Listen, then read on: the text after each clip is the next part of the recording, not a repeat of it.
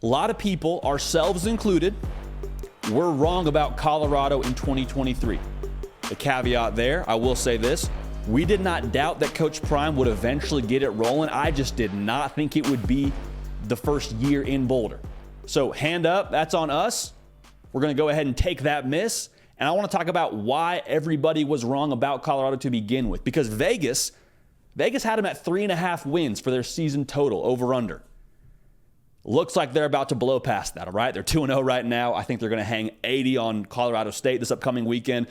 Coach Norvell from Colorado State, bulletin board material, he sits down with someone in Colorado State and says, yeah, I talked to ESPN and I told him I take my glasses off, take my hat off when I talk to people because that's what I was raised to do. That's what adults do.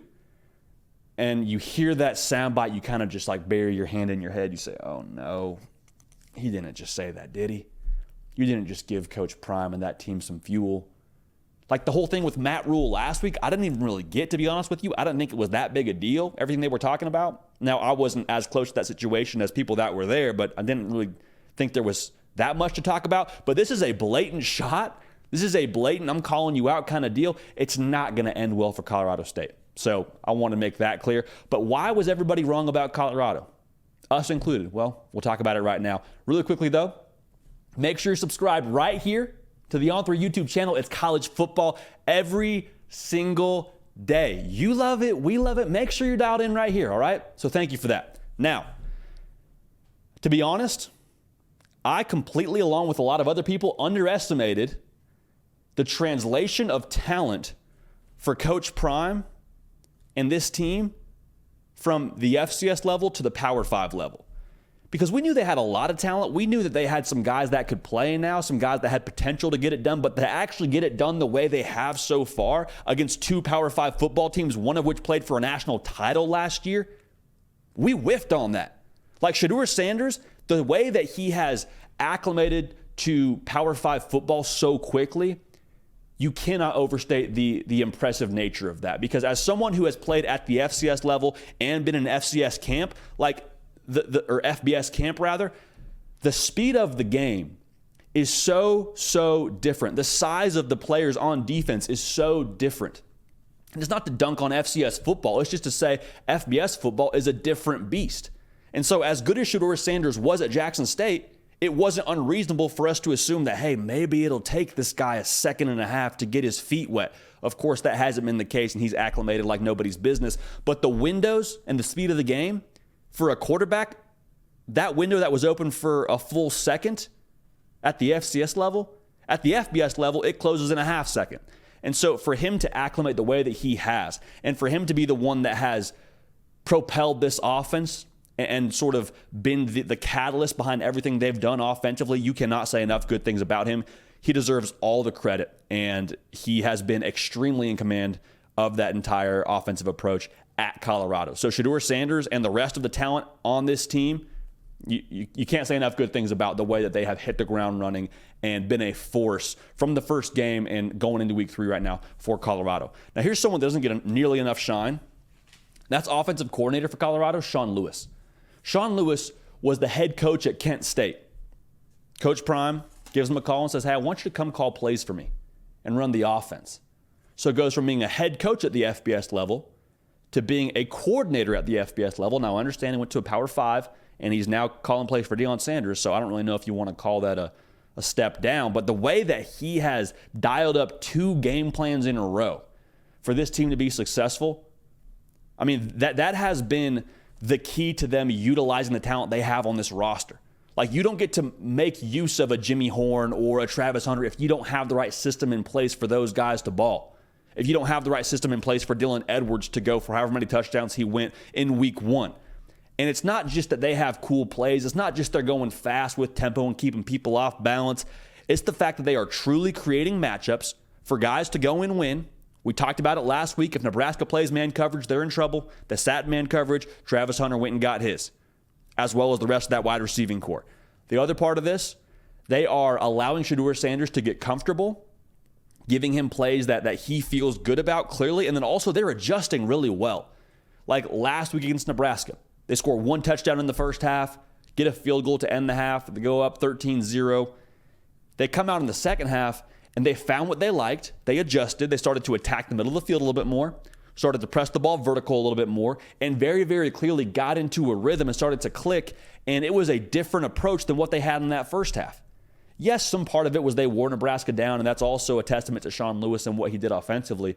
But the way that they have adjusted from quarter to quarter, from half to half, that's coaching.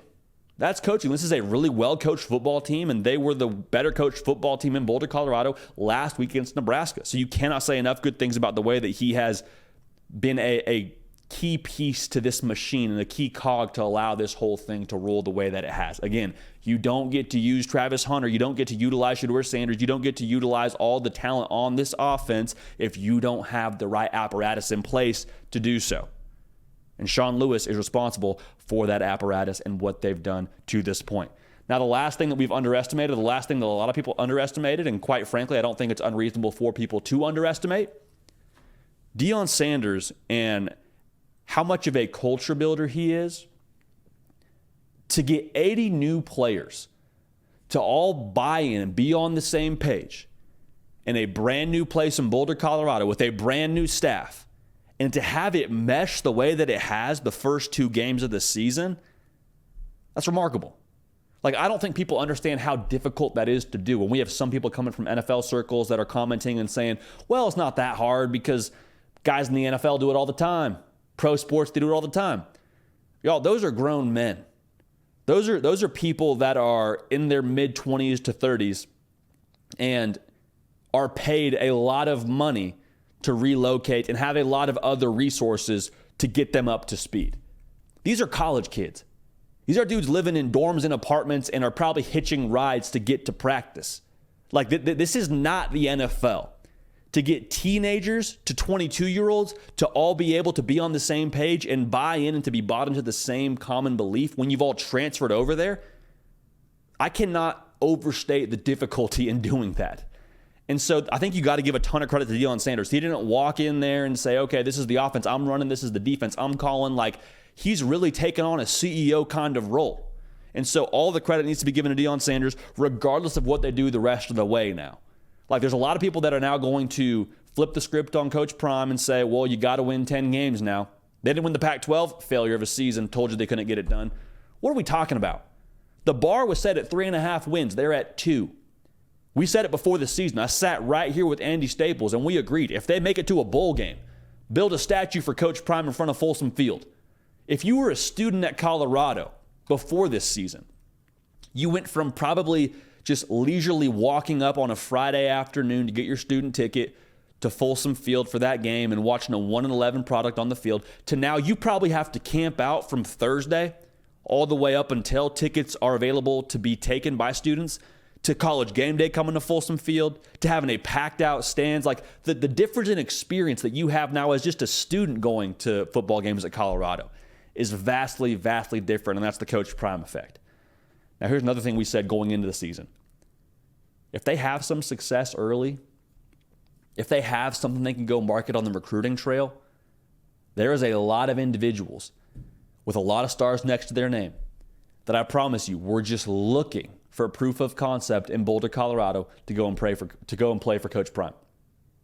I mean that 100%. So keep an eye on how things trend for them on the recruiting trail, because I don't think that someone as charismatic as him with the star power that he has is going to be reserved just for the transfer portal. So what I'm trying to tell you is we were all wrong about Colorado with the way they started, but we felt the entire time that as it sort of progressed, that Deion Sanders and the talent that he was able to attract would eventually reach the rhythm that it has. But again, we were wrong that they would work the way that it has so far.